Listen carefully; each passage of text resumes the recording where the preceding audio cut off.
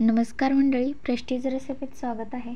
तर आज ना आपण भेंडीची एकदम नवीन पद्धतीची भाजी बनवणार आहोत। बनवायला सोपी आहे आणि चवीला उत्तम आहे। कोणी पाहुणे येणार असतील किंवा टिफिनसाठी द्यायची असेल सो हा एकदम चांगला असा पर्याय आहे भेंडीच्या भाजीचा। सुरुवात करूयात रेसिपीला। कढईमध्ये तेल टाकायचे, त्यामध्ये मध्यम आकाराची चिरलेली भेंडी घ्यायची आणि ती त्यामध्ये टाकून चांगलीशी आपल्याला तळून घ्यायची आहे तेलामध्ये किंवा परतून घ्यायची आहे चांगल्या प्रकारे। आता इथे चांगले 2-4 मिनिटांनंतर चांगलीशी ती फ्राय झालेली आहे, तिला आपल्याला काढून घ्यायचं आहे।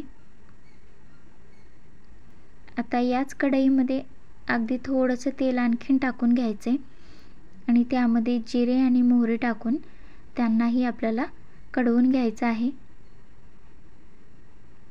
त्यामध्ये थोडंसं हिंग सुद्धा आपल्याला टाकून घ्यायचे। लसूण अद्रकाची पेस्ट टाकून घ्यायची।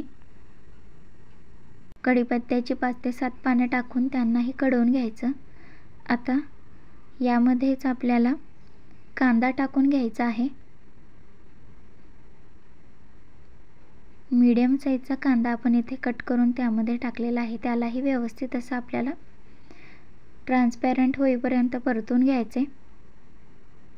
आता यामध्येच टोमॅटो, इथे 1 टोमॅटो आपण कट करून घेतलेला आहे, तोही त्यामध्ये टाकून घ्यायचा आहे। त्यालाही परतून घ्यायचा आहे। आता पाव चमचा हळद, लाल तिखट, गरम मसाला टाकून घ्यायचा आणि यांनाही व्यवस्थित असं आपल्याला परतून घ्यायचे।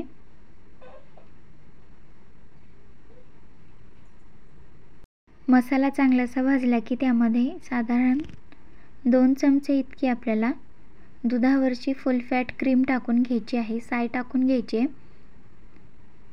आणि त्यालाही या मसाल्यासोबत आपल्याला परतून घ्यायचं आहे। यामुळे आपल्या भाजीला एक क्रीमीनेस येतो, त्याचबरोबर चवही उत्तम येते। सो अशा प्रकारे टाकून घ्यायचे। आता साय जी आहे ती चांगली अशी आपली वितळली गेली आहे। आता त्यामध्ये आपल्याला साधारण 1.5 चमचा बेसन पीठ टाकून त्यालाही यासोबत चांगलंसं आपल्याला भाजून घ्यायचं आहे। बेसन पिठाने एक चांगलीशी बाइंडिंग येते, त्यामुळे आपल्याला बाजूला शेंगदाण्याचं कूट वगैरे टाकायची गरज पडणार नाही। इथे थोडीशी रस्सा भाजी असणार आहे, त्यासाठी आपण इथे थोडंसं बेसन पिठाचा वापर केलेला आहे। इथे बघू शकता मस्त असं बेसन सुद्धा त्यासोबत भाजलं गेलेलं आहे। आता यामध्ये थोडंसं आपल्याला पाणी टाकून घ्यायचे, जेणेकरून ती थोडीशी अशी पातळ अशी त्याची ग्रेव्ही तयार होईल यासाठी। तर चांगलं असं आपलं बेसन भाजलेलं आहे, त्यामध्ये थोडेसे मटार आपल्याला टाकून घ्यायचे। यालाही यासोबत परतून घेऊयात आणि अगदी 1 ते 1.5 वाटी पाणी आपल्याला यामध्ये टाकून घ्यायचे।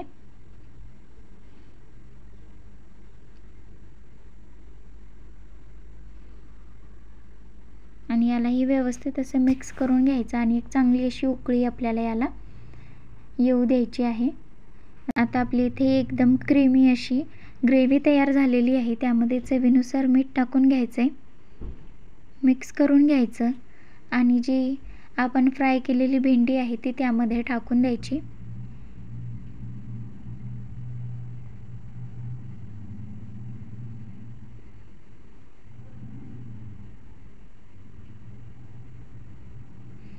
आणि यालाही व्यवस्थित असं आपल्याला एक वेळेस मिक्स करून घ्यायचं आणि साधारण 5 ते 7 मिनिटापर्यंत आपल्याला झाकून बारीक गॅसवर त्याची वाफ काढून घ्यायची। यामुळे मसाल्याचा चांगला असा फ्लेवर भेंडीमध्ये उतरतो। येथे व्यवस्थित असं मिक्स करून घेतले, 5 मिनिटे झाकून बारीक गॅसवर वाफ काढून घेऊयात। येथे भाजी चांगली अशी आपली तयार झालेली आहे, दिसायला सुद्धा सुरेख अशी दिसते आणि चवीला सुद्धा उत्तम अशी झालेली आहे। तुम्हाला ही रेसिपी कशी वाटली कमेंट करून नक्की कळवा।